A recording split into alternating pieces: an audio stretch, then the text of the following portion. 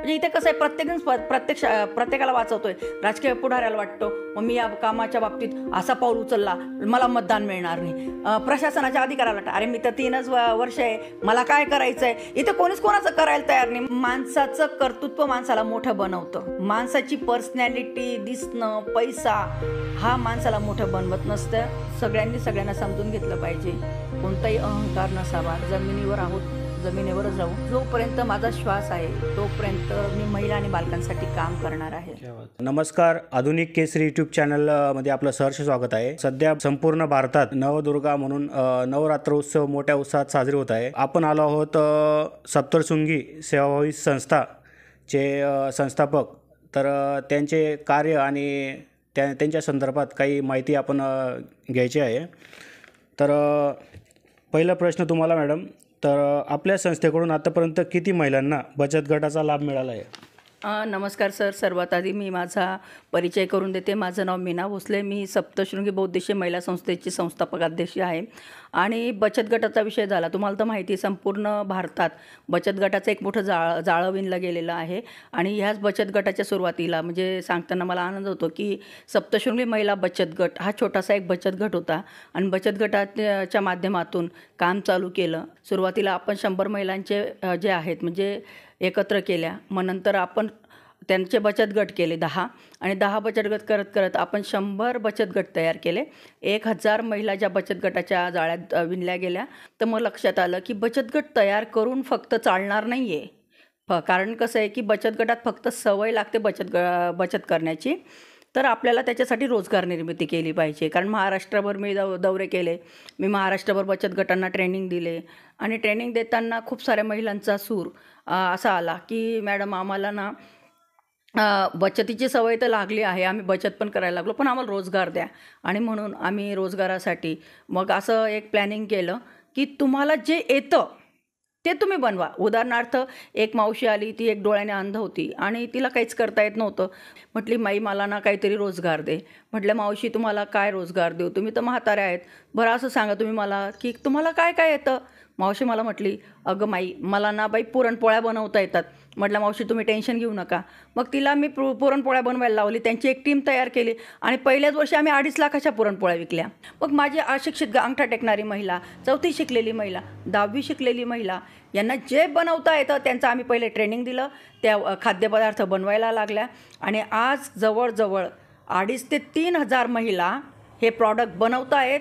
आणि एक टीम मुंबई पुणेपासून संपूर्ण महाराष्ट्रभर, भारतात आणि भारताच्या बाहेरसुद्धा मार्केटिंगचं काम आमचं महिला करतात. इंडस्ट्रीमध्ये किंवा उद्योगात पुरुष मार्केटिंग करतात. मला सांगताना आनंद होतो की माझी महिलांची टीम खूप चांगलं मार्केटिंग करते. ग्रामीण भागात असं तुम्ही आतापर्यंत कुठला उपक्रम राबवला तर त्याच्या माध्यमातून ग्रामीण भागातील मुलींना त्याचा मोठा लाभ मिळाला आहे? शहर असो का ग्रामीण असो, महिलांच्या बाबतीत, मुलींच्या बाबतीत एक समस्या खूप मोठी आहे की लग्नानंतर त्यांना बऱ्याच समस्यांना सामोरे जावे लागते. लग्नानंतर पती पत्नीचे मतभेद होतात.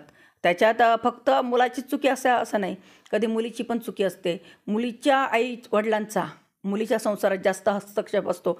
मुलीला बहीण असेल तर ते हस्तक्षेप मोठाच असतो. आणि मुलीला ना पहिले कसं असायचं की जुन्या काळात बाई तुझं लग्न झालं ना, आता नवऱ्याकडे तू चालली आहे तर तुझं तू बघून घे, अशीच येऊ नको. आता आईवडिलांचा म्हणजे मी असं म्हणत नाही आहे सर की कसाही त्रास दिला तरी तुम्ही सहन करा, पण पती पत्नी एक पवित्र नातं आहे, एक समन्वय आहे.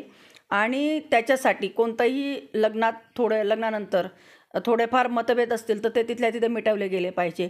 आणि तोच मी सपोर्ट केला. दरवर्षी मी SP ऑफिसच्या कमिटीवर मी महिला तक्रार निवारण कक्षात आहे. त्याच्यात आता त्याला भरोसा सेल नाव देण्यात आलेलं आहे. त्याच्यात महिलांचं काउन्सिलिंग केलं किंवा ग्रामीण भागात जाऊन काउन्सिलिंग केलं, शहरी भागात जाऊन काउन्सिलिंग केलं. आणि काउन्सिलिंग केल्यानंतर जे तुटणारे संसार आहेत ते जोडण्याचं काम मी केलं. आणि अभिमानाने सांगते हजारो संसार मी जोडलेले आहेत. ग्रामीण भागातील मुलांच्या लग्नाच्या समस्या येतात, लग्नाच्या समस्या त्या म्हणजे दूर व्हाव्यात म्हणून आम्ही ग्रामीण भागाच्या मुलांचं लग्न जोडण्यासाठी प्रयत्न करतो आहोत. नंतर परत आम्ही महिला बचत गटांची स्थापना करतो आहे. महिलांना ग्रामीण भागामध्ये आरोग्याचं शिक्षण देतो आहे. नंतर त्यांना रोजगार देतो आहे. त्यांना स्वयंरोजगाराचं प्रशिक्षण देतो आहे. शेतीला पूरक जोडधंदे याचं प्रशिक्षण देतो आहे.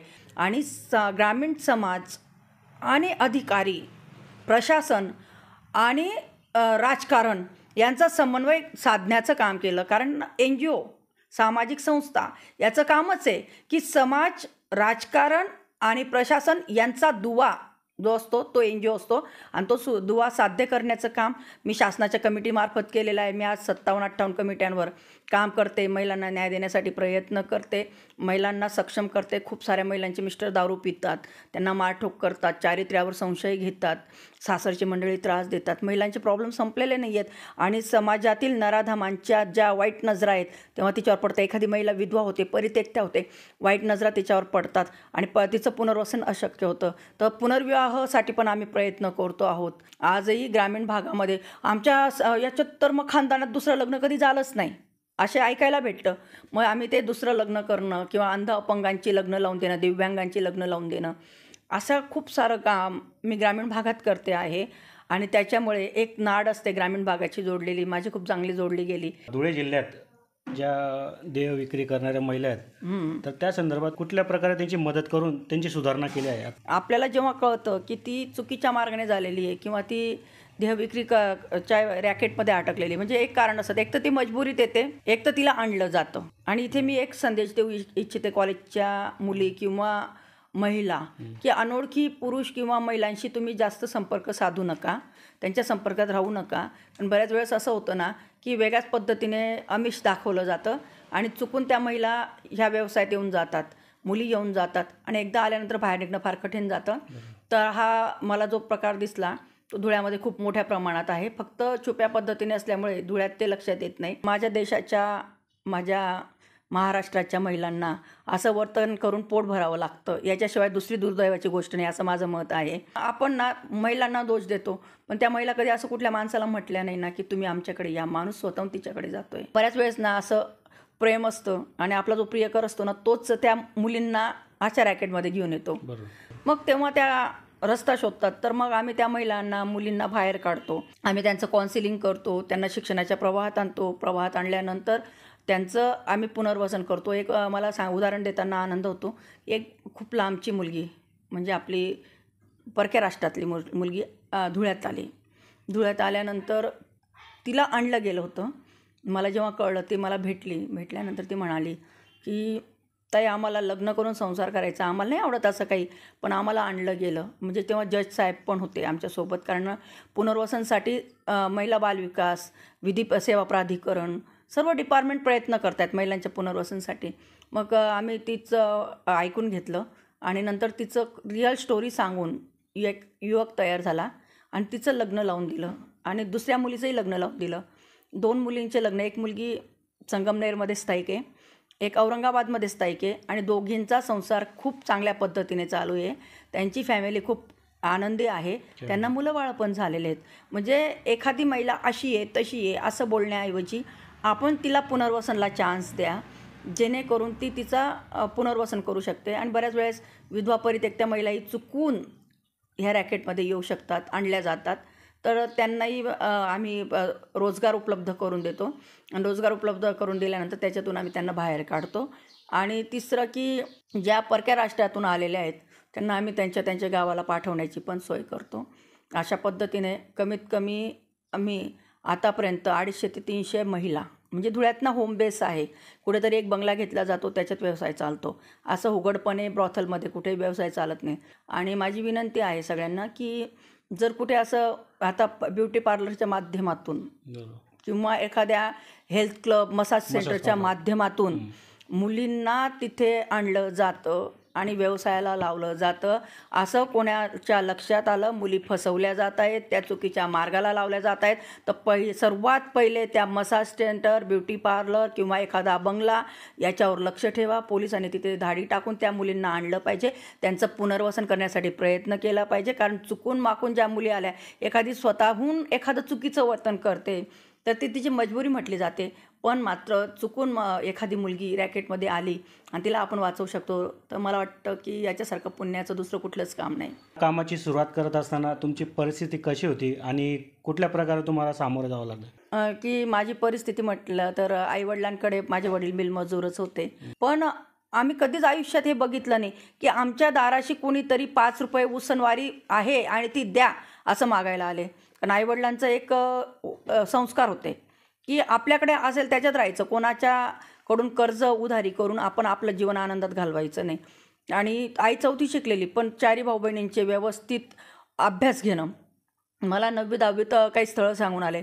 आई म्हटले की नाही, मी 4थी शिकलेली आहे ना, माझ्या मुलीला आम्ही लवकर लग्न नाही करणार, कारण 4थी शिकलेलीमुळे मी स्वतः काही जास्त करू शकले नाही आणि माझ्या मुलींना मला स्वतःच्या पायावर उभं करायचं आहे.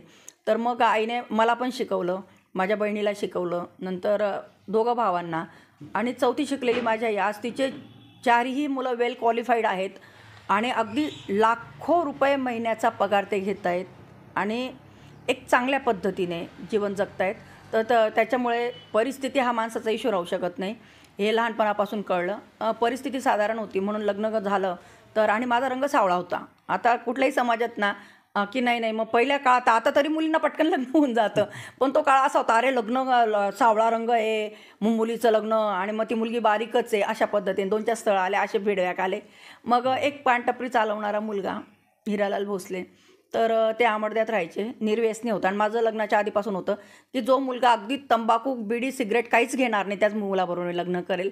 मी गरीब मुलाशी लग्न केलं, ज्याच्याकडे काही परिस्थिती नव्हती, आर्थिक परिस्थिती शून्य होती, रोजच्या रोज बाजार करून आणायचे, एवढ्या गरीब परिस्थितीत लग्न झालं. आणि लग्न झाल्यानंतर मग घरी तर अशी परिस्थिती होती की आमचं 2 वेळेचं पोट पण भरणं अशक्य होतं. मग मी पहिले लग्नानंतर माझं मंगळसूत्र मोडलं आणि 22,000चा एक प्लॉट घेतला आणि मला आकाशवाणीत कॅज्युअल अनाऊन्सरची नोकरी लागली. पगार काही जास्त नव्हता, 1,200 रुपये मिळायचे, कारण तेव्हा 200 रुपये रोज 6 दिवस ड्युटी असायच्या आणि 800 रुपये महिन्याने मी ऑफिसर्स क्लबला काम करायची. तर ॲटलिस्ट 2,000त आपलं पोट भरेल या विश्वासावर मी धुळ्यात आली. अगदी 250 रुपयाची जुनी सायकल घेतली, त्याच्यावर संसार आणला.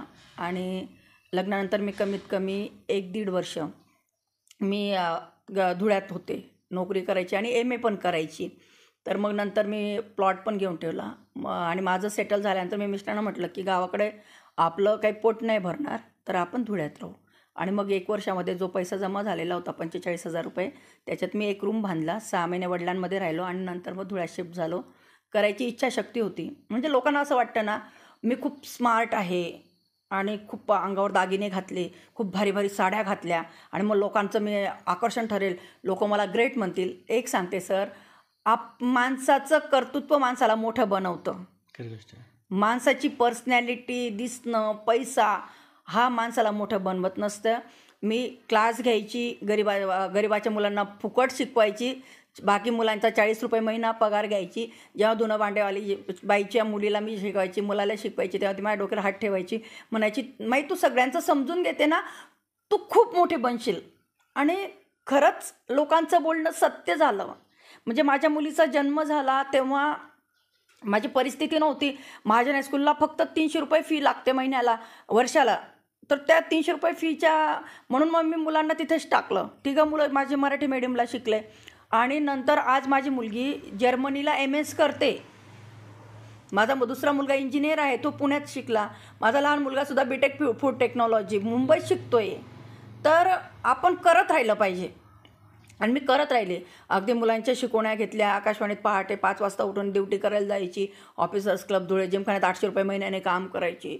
पण जेवढं आलं त्याच्यात घर ॲडजस्टमेंट करायचं. आणि एक लक्षात घ्या, तुम्ही 10 रुपये कमवतात ना, 1 रुपया शिल्लक टाका आणि 9 रुपये तुम्ही खर्च करा. पण जर 10 रुपये मिळकत आहे आणि 11 रुपये खर्च केले ना सर, तर तुम्ही बंगल्यातले घरात जातात, घरातले झोपडीत जातात.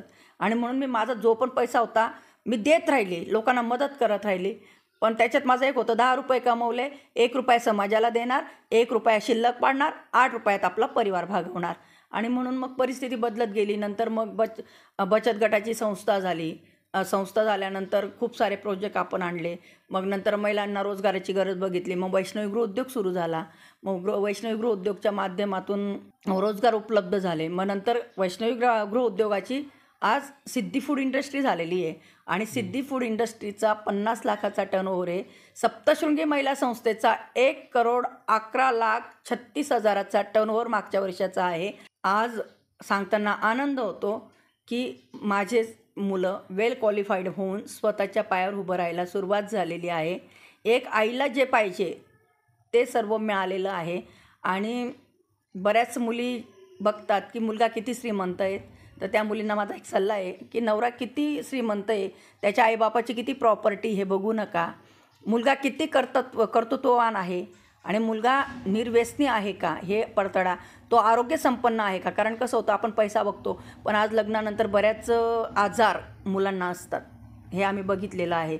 नंतर व्यसन असतं, आईवडिलांचे स्वभाव चांगले नसतात. आता विचार करा, आज मी संपूर्ण भारताचा प्रवास केला, मी परदेशात गेली, परदेशात पेपर प्रेझेंटेशन केला MIT युनिव्हर्सिटीला, पण माझ्या नवऱ्याचा म्हणजे माझ्या मिस्टरांचा जर माझ्यावर विश्वास राहिला नसता तर आज ते मला घराबाहेर निघणं अशक्य झालं असतं. आणि आज यशस्वी महिला मीना भोसले दिसते, तर कदाचित मीना भोसले कुठेतरी शेतात काम करताना दिसली असती. म्हणून सर्वात महत्त्वाचं की परिवाराला विश्वासात घेऊन कोणतंही काम करा आणि सगळ्यांचा रिस्पेक्ट करा. आज ठीक आहे, मी झिरोपासून सुरुवात केली, मी सासू सासऱ्यांना सपोर्ट करते आहे, पूर्ण फॅमिलीला सपोर्ट करते आहे. माहेरी मला खूप सपोर्ट मिळाला आणि मी पण माहेरच्या लोकांना पण सपोर्ट केला. म्हणजे ॲक्च्युअल त्यांनी मला, माझे मुलं असतील किंवा मी असेल तर पूर्ण स्वयंपाक करून खाऊ घालण्यापर्यंत आईनेच केलेलं आहे. आई ज्या दिवशी 2016मध्ये वारली तोपर्यंत आईने आमचं केलं. तर सगळ्यांनी सगळ्यांना समजून घेतलं पाहिजे. कोणताही अहंकार नसावा. जमिनीवर आहोत, जमिनीवरच राहू. जोपर्यंत माझा श्वास आहे तोपर्यंत मी महिला आणि बालकांसाठी काम करणार आहे. आत्तापर्यंत म्हणजे जेवढे आपण बालविवाह रोखण्यास मदत केलेली आहे त्या संदर्भात तुम्हाला काय कुठल्या प्रकारे अडचणी वगैरे आल्यात आतापर्यंत? फक्त बालविवाहाच्या बाबतीतने मला खूप साऱ्या अडचणी आल्या सर. आपण म्हणतो की समाज सुधारला, पण एखादी श्रीमंत घरातली महिला जेव्हा घराबाहेर निघते तर ती श्रीमंताची बायको, श्रीमंताची सून, श्रीमंताची मुलगी म्हणून तिला सपोर्ट होतं समाजातून. पण एखाद्या गरिबाची बायको किंवा गरिबाची मुलगी जिला कोणतंच बॅकग्राऊंड नाही आहे, तिला सहजासहजी समाज स्वीकारत नाही, तिला कुठलंच म्हणजे सपोर्ट होत नाही. म्हणजे मी तुम्हाला म्हणते ना, जेव्हा मी कामाला सुरुवात केली कलेक्टर साहेबांना भेटायला मला दिवस दिवस शिपायाच्या खुर्चीवर बसून राहावं लागायचं. आज जरी मी कलेक्टर, SP किंवा सिव्हिल सर्जनसोबत खूप साऱ्या मीटिंग करते, पण एक काळ असं होतं त्यांची अपॉइंटमेंट मला मिळत नव्हती. माणूस तोच असतो, परिस्थिती बदलल्यानंतर त्याचा मान सन्मान वाढत असतो. तर मला बऱ्याचदा धमक्या पण आल्या. म्हणजे एकदा तर माझ्या 2 मुलांचं किडनॅपिंग झालं. लहान असताना 6वीत असताना माझे 2 मुलं किडनॅप झाले, पण सुदैवाने ते मिळाले. तर धमक्या येतात, लोक आपल्याविषयी चुकीचं बोलू शकतात, अपप्रचार करतात आणि बघून घेऊ किंवा जे काम आम्ही कधी केलेलंच नसतं, जसं की पैसे खाल्ले असं, तर तसे किंवा लोकांच्या जीवावर मजा मारतात, असं इतक्या काही कमेंट्स ना तर ऐकायला भेटतात. पण एक लक्षात घ्या, जसं आपल्याला मान सन्मान आवडतो आणि आपण तो स्वीकारतो, तर सामाजिक काम करत असताना मान सन्मानाची अपेक्षा न करता मान आणि अपमानाची सवय केली पाहिजे. ज्याला आपला अपमान पचवता येतो, लोकांचं बोलणं ऐकायची हिंमत तयार होते, तरच आपण काहीतरी करू शकतो. कारण सीतेलासुद्धा अग्निपरीक्षा द्यावी लागली, सावित्रीला दगडगोटे खावे लागले. प्रत्येक महिलेला आयुष्यात खूप सारं सहन करावं लागलं आणि जो सहन करतो ना सर, तोच पुढे जातो. तर मला खूप त्रास झालेला आहे आणि खूप साऱ्या ज्या चुका मी कधी केल्याच नव्हत्या त्या चुका अक्षरशः, म्हणजे एकदा तर अशी कंप्लेंट करण्यात आली की बालविवाह होता, म्हणजे एक खूप मोठ्या व्यक्तीच्या मुलाचा बालविवाह होता आणि मीना भोसलेंनी ना तो बालविवाह पैसे खाऊन होऊ दिला. म्हणजे असे पण आरोप आले किंवा म्हणजे जे मीडियासमोर सांगत नाही असे खोटे आरोप आले. मी महानगरपालिकेत नोकरी करत होती तेव्हाही खूप सारे आरोप आले. शेवटी मी जॉब सोडला. तर बालविवाह थांबवणं हे एक चॅलेंज असतं. जेव्हा 7 फेरे होत असतात आणि शेवटच्या फेऱ्याला एखादा बालविवाह थांबवतं, कोणी तर फुलाच्या माळाने टाकणार ना, शिव्यास खाव्या लागतात. तर असे आणि महाराष्ट्रात सर्वात उत्कृष्ट काम मी केलेलं आहे आणि आज एवढं बालविवाह म्हणजे जवळजवळ 1 लाख मुलं आणि पालकांना मी ट्रेनिंग दिले बालविवाह प्रतिबंधक कायद्याचं. आणि मग एवढं ट्रेनिंग दिल्यानंतर दरवर्षी कमीत कमी 80 ते 90 बालविवाह मी थांबवलेले आहे. आणि रात्री 12 वाजतासुद्धा फोन आला तर मी लगेच 12 वाजता उठून कामाला लागलेले आहे. आणि तुम्ही बालविवाहाचंच म्हणतात, तर बालविवाहाबरोबर आम्ही अगदी रस्त्यावर फेकलेले मुलं त्यांना उचलून त्यांचं पुनर्वसन केलेलं आहे. एक बाळ तर जन्माला आलं सिव्हिल हॉस्पिटलमध्ये, त्याच्या आईने फेकलं. म्हणजे कसं असतं, विधवा परित्यक्त्या किंवा अशा महिलांना बाळ झालं तर ते स्वीकारण्यास तयार नसतात. एक कुमारी माता असेल, तिला बाळ झालं तर ते स्वीकारत नसतात, ते फेकण्याचा प्रयत्न होता. असे मुलं उचलून आम्ही त्यांचं पुनर्वसन केलं. एक बोराडीची मुलगी 3च वर्षाची होती. ते केरळाला तिच्या वडिलांकडून, म्हणजे त्यांना वाटलं की आपण मुंबईला चाललो आहोत. चुकून ते ट्रेनमध्ये बसले आणि मुंबईला न जाता ते केरळाला चालले गेले. तर ते केरळी भाषेमध्ये पोलिसांनी विचारणा केली. तो माणूस, त्याला काही समजलं नाही, तो घाबरला. त्या मुलीला तिथेच टाकून दिलं आणि टाकून दिल्यानंतर तो चालला गेला. तर मग तिथे धुळ्याची एक वस्त्रालयाची पिशवी होती, कॅरी बॅग, आणि त्या कॅरी बॅगवरून त्या पोलिसांना ट्रेस लागला की ही धुळ्याकडची कुठली तरी मुलगी आहे. तर त्यांनी चाइल्डलाईनला कॉल केला. चाइल्डलाईन प्रोजेक्ट मी चालवायची. आणि मग त्यांनी धुळ्याला कॉल केला चाइल्डलाईनने की असं असं आहे, तर तुम्हाला मदत करायची आहे. आम्ही अगदी 3 ते 4 दिवसामध्ये त्या मुलीचा शोध लावला. ती बोराडीची होती. ती मुलगी तिथून केरळामधून मुंबईपर्यंत आणली आणि मुंबईहून मी स्वतः माझ्या गाडीत बसवून धुळ्यात आणून तिच्या नातेवाईकांपर्यंत ती पोहोचवलेली आहे. असे इतकं म्हणजे भीक मागणारे मुलं, त्यांचं पुनर्वसन करण्यासाठी प्रयत्न केलं, बालमजुरीसाठी प्रयत्न केला, बालविवाह थांबवण्यासाठी प्रयत्न केला. जे मुलं पळून गेले होते त्या मुलांना शोधण्यासाठी आम्ही यशस्वी झालो. सापडलेले मुलं आईवडिलांपर्यंत पोहोचवण्यासाठी यशस्वी झालो. इतके मुलं घेऊन इतकं काम केलं की अजूनसुद्धा तुम्ही बघाल की एक फोन माझ्या बेडरूममध्ये मी लावून ठेवला आहे, जेणेकरून केव्हाही फोन आला तर मी लोकांना मदत करू शकेल. भीक मागणाऱ्या ज्या महिला आहेत त्यांचं प्रमाण खूप वाढत आहे. तर त्या संदर्भात तुम्ही कुठली मदत करणार आहात किंवा त्या संदर्भात काय बोलणार तुम्ही? अशा काही महिला आहेत ज्या म्हणजे जाणून बुजून भीक मागण्यासाठी येतात. त्यांच्याकडे जे मूल असतं, आता तुम्ही सांगा 50 वर्षाची बाई असली, ती भीक मागते आणि तिच्या कडेवर मूल असतं 6 ते 7 महिन्याचं, वर्षभराचं. 50 वर्षाचं बाईचं मूल असतं का? म्हणजे ज्या भीक मागतायत ना त्या बायांची मुलं ते त्यांचे स्वतःचे आहेत की नाही माहीत नाही. आपण 100% प्रयत्न करतोय, पण त्याच्यातून त्यांची बाहेर निघण्याची मानसिकता नाही. त्याचं कारण पण सांगते की ते फक्त भीक नाही मागत आहे, ते भीक मागण्याच्या नावाखाली चोऱ्या करतायत. ते भीक मागण्याच्या नावाखाली देहविक्रीचा व्यवसाय करतायत. म्हणजे इतकं वेगळं रॅकेट येते. आणि अजून तिसरं की भीक मागण्याच्या नावाखाली आजची जी छोटी छोटी मुलं आहेत 9-10 वर्षाची, त्यांना वेगवेगळ्या व्यसनाच्या आहारी लावलं जातं आहे. हे वास्तव आहे, ते तुम्ही नाकारू शकत नाही. त्याच्यावर आपण प्रयत्न करतोय. पण एक आहे सर, कोणतीही क्रांती 100% होत नसते. जरी मीना भोसले म्हटले की मी धुळ्यातल्या 100% महिला ज्या आहेत त्यांना मी भीक मुक्त धुळे करेल, ते शक्य नाही आहे. पण एवढं आहे की ती चिमणीची गोष्ट आहे ना, की जंगलाला आग लागलेली आहे आणि तो एक कावळा चोचीने जे आहे तर तो बघतो की चिमणी चोचीने पाणी टाकते आणि तो म्हणतो की हे चिवताई, तुझ्या चोचीने काही लगेच वनवा विझणार आहे का, आग विझणार आहे का? चिमणी उत्तर देते, कावळे दादा, कदाचित माझ्या चोचीतल्या पाण्याने ही आग नक्कीच विझणार नाही आहे, पण एक लक्षात ठेव, जेव्हा या आगीचा इतिहास लिहिला जाईल तर मी आग लावणाऱ्यांमध्ये नाही, आग विझवणाऱ्यांमध्ये आहे. आणि तेच सत्य आहे की मी भीक मागणाऱ्या महिलांचं पुनर्वसन करणार आहे. 100% महिला त्याच्यातून मुक्त होणार नाही, कारण कोणतंही एक व्यसन असतं, ते लागल्यानंतर त्याच्यातून मुक्त होणं शक्य नसतं. हे पण 100% शक्य नाही. पण एक आहे 40-50% महिलांचं पुनर्वसन आपण करण्यात यशस्वी होत आहोत आणि ह्याच्या पुढेही करू. त्याच्यासाठी पण कसं आहे, एक व्यक्ती काम करू शकत नाही, खूप मोठी टीम लागते सर. आणि सांगताना दुर्दैव असं आहे ना, शासनाचे प्रतिनिधी कामाची टाळाटाळ करतात. हो, आमच्याकडे मॅनपॉवर नाही, आमच्याकडे हे नाही, ते नाही. मग आपण एकटं जर काम करायला निघालो, मग तेव्हा आपल्याला जीवे मारण्याची धमकी पण येते. म्हणजे इथे कसं आहे, प्रत्येकाला वाचवतोय. राजकीय पुढाऱ्याला वाटतं मग मी या कामाच्या बाबतीत असा पाऊल उचलला, मला मतदान मिळणार नाही. प्रशासनाच्या अधिकाऱ्याला वाटतं, अरे मी तर 3च वर्ष आहे, मला काय करायचं आहे. इथे कोणीच कोणाचं करायला तयार नाही. मग तिथे आम्ही कुठेतरी कामामध्ये थोडेसे कमी पडतोय. खरंच धुळे जिल्ह्याला नव्हे तर संपूर्ण भारताला अभिमान वाटेल अशा प्रकारे मीनाताई भोसले यांचे कार्य. आकाश सोनवणे, आधुनिक केसरी, धुळे.